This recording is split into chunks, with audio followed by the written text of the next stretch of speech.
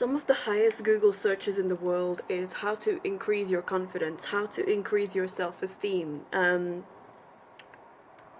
how to increase your self-worth, or I have low confidence, or I have low esteem, or I don't feel worthy of it, or I don't feel good enough, yada yada. I don't know.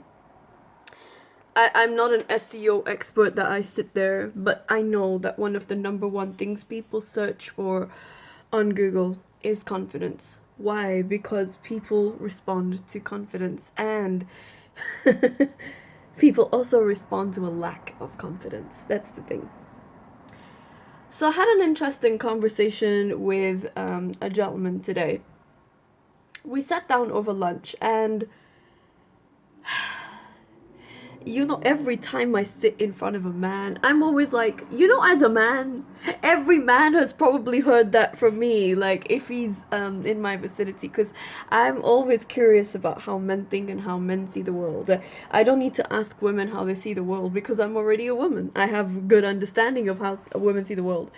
And whilst I have some type of a sublimation of how men get it, it's nicer to hear a man say it. So I was asking him that, what's the reason that men respond so well to women who dress well? I just, is it the style?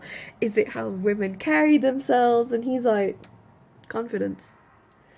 So it's the confidence that the woman knows what she likes. Isn't that ironic? Isn't that really weird? Like, we spend a lifetime as women because we have been brainwashed and told that you need to do what a man likes, and it's really weird. And then when women try and do their own thing, men still shame them, and then it just allez on retrouve, it's like back and forth all the time. Just don't know why I wanted to say that in French, but that's the phrase that came to mind. Like, it's like a dog chasing its own tail. It's like aller retrouver. It's like back and forth all the time. Okay, so confidence comes from different places, in different stories, in different timelines, in different polarities, because what works for one person does not work for somebody else. So there are lots of people, this is the conversation I'm having with the guy over lunch, and there are a lot of people basically who dress up as a mask. So me and him are having this conversation, and we came to a really interesting conclusion. So people are dressing up to almost mask themselves, to almost put on this armor to face the world. Ironically, I was one of those people who it was very much the opposite for me, that I found basically, that when I did not dress well, when I did not look a certain way, people were more prone to attack me. People were more prone to be nasty to me. Why? Because I already had all those barriers up. I was already pushing everybody away. But surprisingly enough, in the highest vibration, where I looked good, I looked fashionable, even though I was having a bad day. I remember having a lunch with a couple of women once, and I was having a very bad day internally. None of them knew it. Not a single one of them knew it. And the reason they didn't know it is because I dressed so well. So lots of people are, like I've said, confidence. One of the number one things that they're typing into Google is confidence, confidence, confidence, confidence. Confidence, a large part of it is looking good. But we can even go deeper as to what personally makes you confident.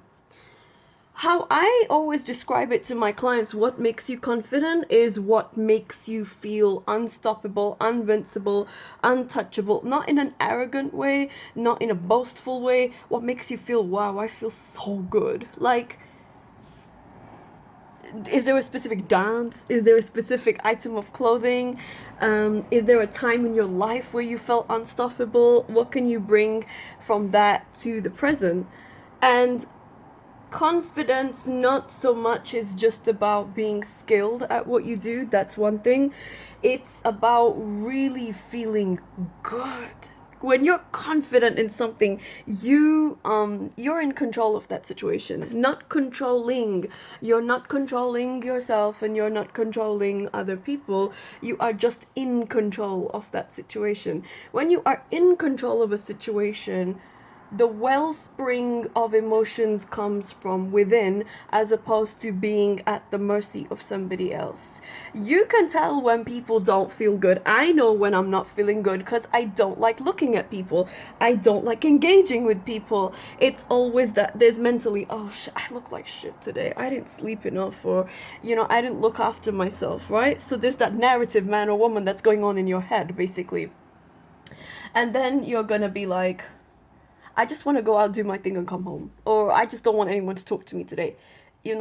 People are saying so much in their parasympathetic and neuralistic body language that it's almost overwhelming, as opposed to this energy that is so bright and so welcoming. And this is the conversation I was having over lunch. And I just said to the guy, what is it that when women have style, and why do men notice them so much? Obviously, maybe they've made much more of an effort. And he's like, confidence, because the man's like, oh, she looks nice, but she's confident enough to put that effort in, even when she, people could really much attack her, like, oh, and people will always be nasty to you, whether it's, back and forth. Again, allez, on retrouve, it's that back and forth. Whether you look good on a day, they're gonna be like, who does she think she is? She thinks she looks better than us. If you don't dress up, look at her. She doesn't even know how to dress up when she leaves the house. You can't win, basically. And there was a request topic by, I think, Les Jardins on this channel, and it was about dark psychology. I probably will cover it.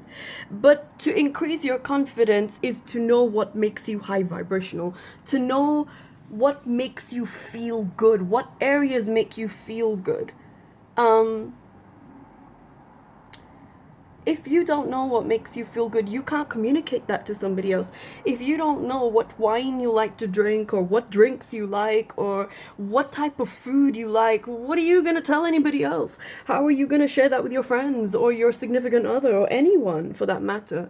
So doing the internal work, doing the emotional work, going those layers deep within. Stop trying to be like, I'm trying to build this business, I'm trying to build this relationship, I'm trying to do this. No.